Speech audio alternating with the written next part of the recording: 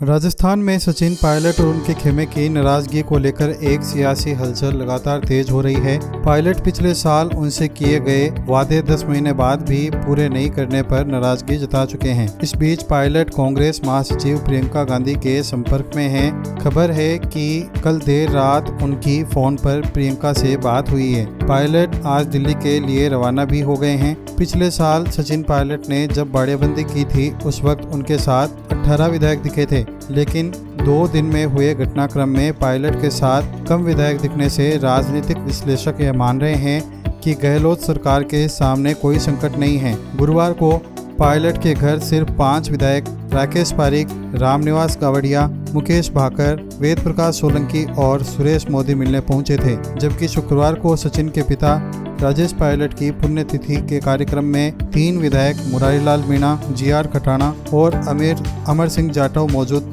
थे।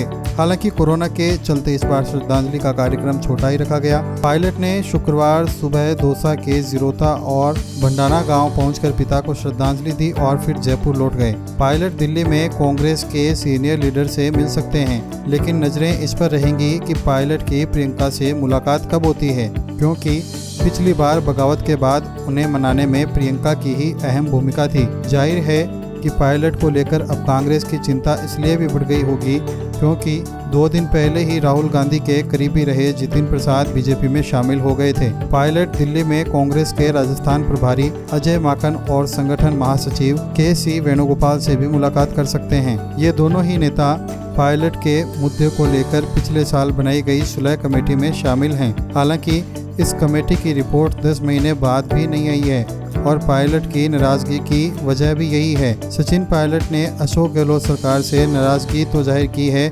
लेकिन यह संकेत भी दिए हैं कि वे कांग्रेस में रहकर ही संघर्ष करेंगे। राजनीतिक जानकारों का कहना है कि पायलट की मुख्य लड़ाई कांग्रेस से नहीं बल्कि अशोक गहलोत से है। इन दोनों के बीच सत्ता का संघर्ष आगे भी जारी रहेगा। सचिन पायलट जयपुर में महंगाई के खिलाफ कांग्रेस के प्रदर्शन में हिस्सा लेते हैं। पायलट ने पेट्रोल डीजल की बढ़ती कीमतों के खिलाफ लगातार अभियान चलाने की पैरवी की है। वे कांग्रेस के सभी कार्यक्रमों में लगातार हिस्सा ले रहे हैं। इसके पीछे लगातार सक्रिय रहने की रणनीति है।